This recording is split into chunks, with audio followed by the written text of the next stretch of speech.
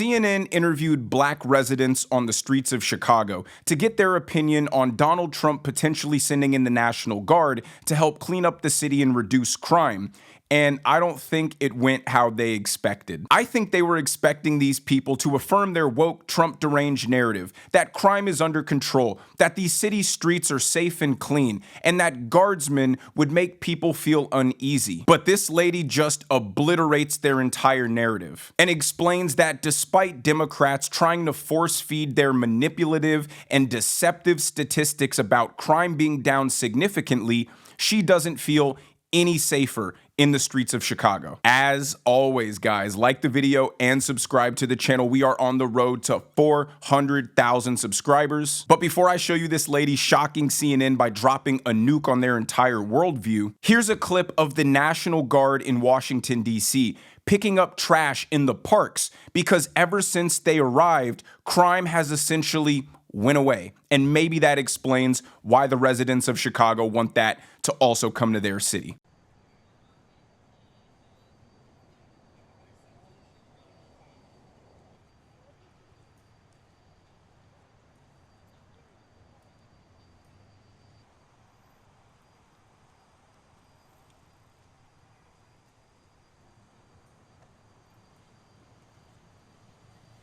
So the Democrats are being forced into a really difficult predicament. They're still trying to demonize Trump deploying the National Guard, even though it's led to Washington, D.C. not having a single murder for the last 14 days, which is a record. And now crime has dropped so precipitously that the National Guard is actually picking up trash and cleaning up the streets and the parks. Now, whether you think that's the job of the National Guard or not is irrelevant. The point is, their presence has been such an objective benefit to the city of Washington, D.C. Crime has essentially fallen to zero. And now that they've already achieved making the streets safer in only 2 weeks, they're going above and beyond and making the streets cleaner. I mean, how can you be mad at this? And that's why it's getting impossible for Democrats to oppose this kind of federal intervention when the results in Washington, D.C. have been staggeringly successful in such a short period of time. And that's why this Chicago resident shocks CNN when she says, yes, please send the National Guard to Chicago as well. Watch. Oh, I spoke with one woman yesterday who said that she's concerned about the National Guard. She's opposed to it. But I spoke with another woman who said she welcomes it. Here's why she says this could be a good thing. My first reaction was that this is a good thing. I think that the governor as well as the mayor should be on board with it just so we can get a bit more of security in Chicago the way that we need. The crime has dropped since 2024. Do you feel like the city feels safer? No, not at all. No, especially with the police being defunded. Like, Democrats are such pretentious ivory tower elitists. They really believe regular everyday people who have to live and work in the middle of the city, who aren't afforded the privilege of never having to leave their rich, safe neighborhoods, are more concerned with their safety and reducing crime in a serious, pragmatic way than their meaningless ideological opposition to Donald Trump. Democrats, the party that claims to care about the well-being and safety of minorities, Black Lives Matter, all of a sudden don't give a shit about Black lives when it comes to the rampant inner city violence. Democrats don't care about the old grandmas who have to live in these neighborhoods and suffer through all of this gang violence, who have to worry about getting robbed if they step outside of their door because all of these criminals target them as easy pickings. They don't care about the Black mothers who are scared that they can't let their kids go outside and play in their neighborhoods because they might get caught in the middle of a shootout. They don't care about these same Black children who might have aspirations to succeed in life and become positive, contributing members of society, who get harassed and bullied and forced into this destructive gang life because that's all that's around them. It's only well-to-do, self-obsessed Democrats who have declared that because they don't experience any danger, that nobody else does, and therefore Donald Trump deploying the National Guard is unnecessary. It's a fascist takeover. But the average working class people of these communities sing an entirely different tune, as you just heard the lady do. And that's why, despite hearing verbatim from this resident that she welcomes the National Guard, CNN has to cut back to studio and rattle off their deceptive crime statistics to try to push their false narrative that crime's under control and Trump is just an authoritarian.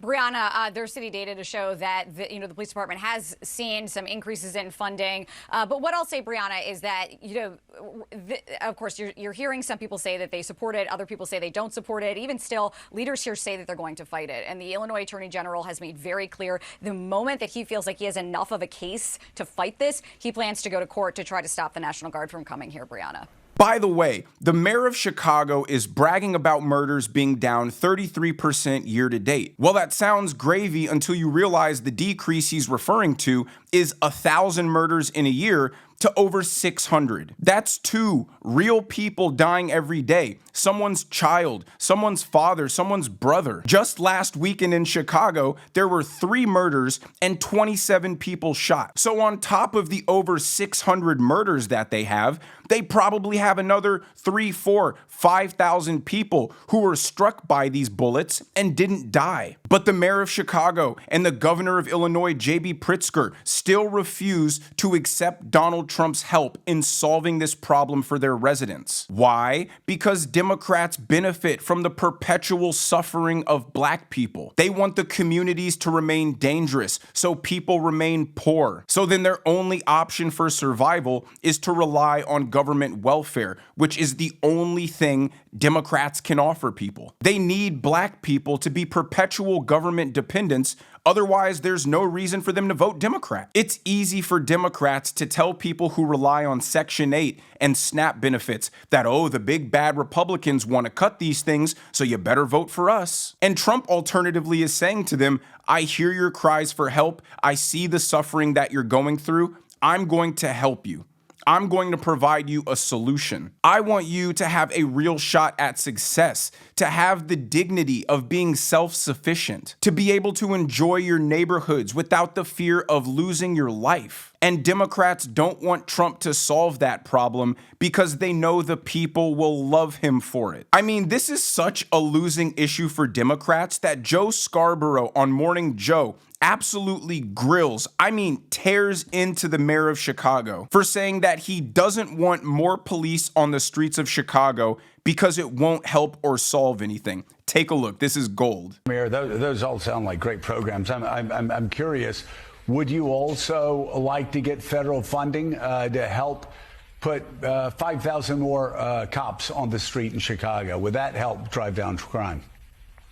Well, look, policing by itself is not the full strategy. No, I understand that. You've talked about the other things you want, and I said those are good and important programs, but I'm asking also, would 5,000 more police officers on the street in Chicago be helpful to go along with all of those social programs that a lot of cities are engaging in and having success with?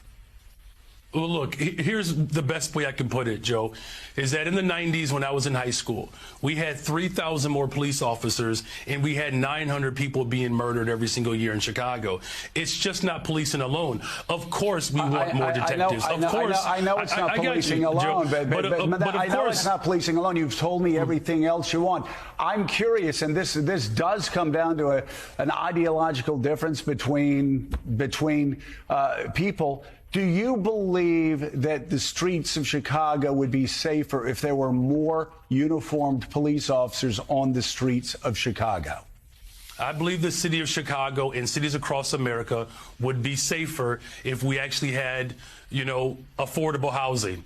Look, okay, I'm not saying that that's not the question I asked. What he's essentially saying and what the Democrat establishment is trying to do is just rebrand defund the police into something else. They still maintain their woke radical belief that the police are just a bunch of white supremacists who want to oppress black people, even though it was clearly such a losing position for them over the last 4 years that they had to retract it. But again, they want to maintain the perpetual perpetual suffering of black people. So now they can't just openly say, defund the police. They say, I don't know if an increased police presence would help, but what we do need is more after-school programs, more mental health services, more social services. And now I personally don't believe any of these social programs will work.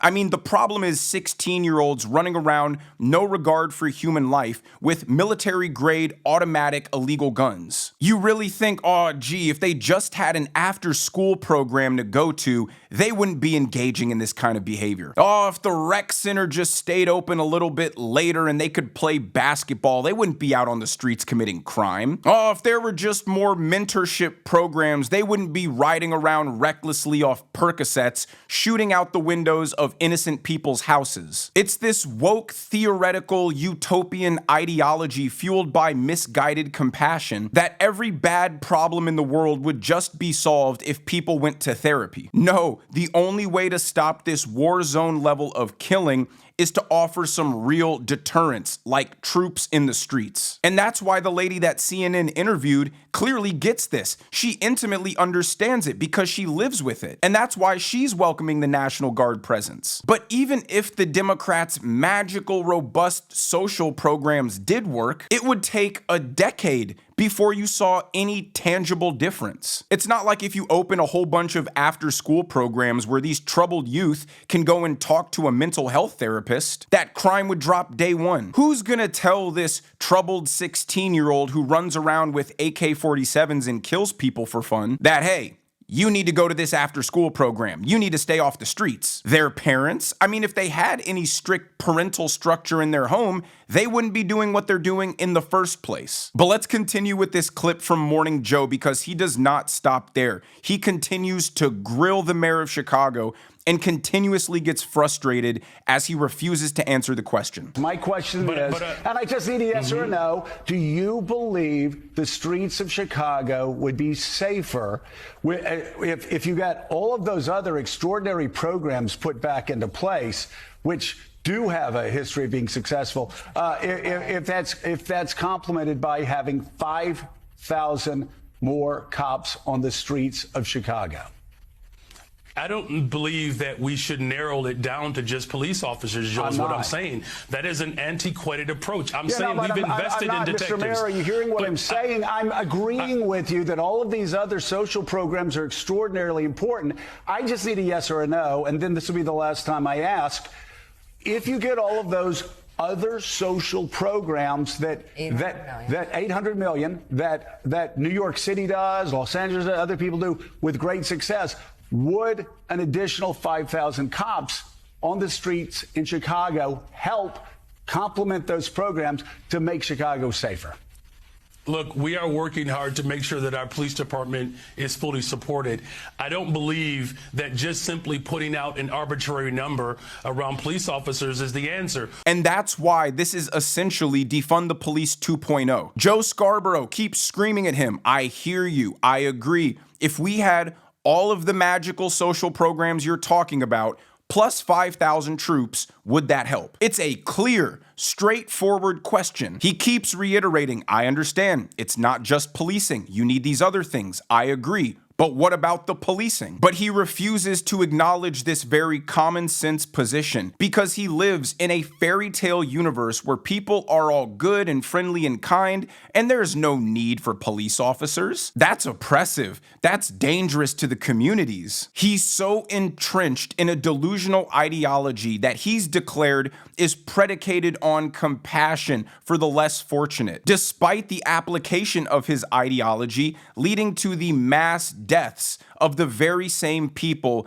that he's saying he's standing for. And seriously, the Democrats are going to lose the black vote if this is the route they decide that they're going to take. All the posh liberals in the world with their African American studies degrees and criminal justice reform degrees, spewing on TV how they know it all and how they have all the answers to these problems. And none of them involve police. Change the fact that the actual law-abiding residents of these communities are begging Trump to send in the National Guard because it will make them feel safer. The last clip I'm gonna show you is Trump deranged Congressman Jamie Raskin saying that Trump would be an authoritarian if he solved crime because crime is just part of living in a democracy. And the military is not supposed to be used for ordinary law enforcement purposes. In D.C., he was talking about cleaning up the graffiti and, dealing with the blight of homelessness, which are obviously local, not federal issues.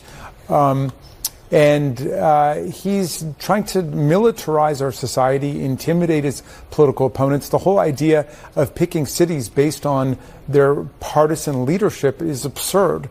I mean, there are lots of Republican cities and towns struggling with crime. Everybody is across the country. Always. Crime has always been part of our history, and yet crime is down. In D.C., for example, it's at a 30-year low. He's basically acknowledging troops on the streets would work as a great deterrence to crime. But even though it would be effective, having troops on the street isn't what we do in a democracy. So you just got to get used to the crime. And this is the point where Democrats are going to lose literally anybody with a shred of common sense left. What he said is the most gated community, private school, private security detail position you can ever have. He thinks that average, hardworking Americans who just want to enjoy a safe and happy life care more about nebulous philosophical concepts about what constitutes democracy rather than their own life or death safety. Regular people who don't live in gated communities,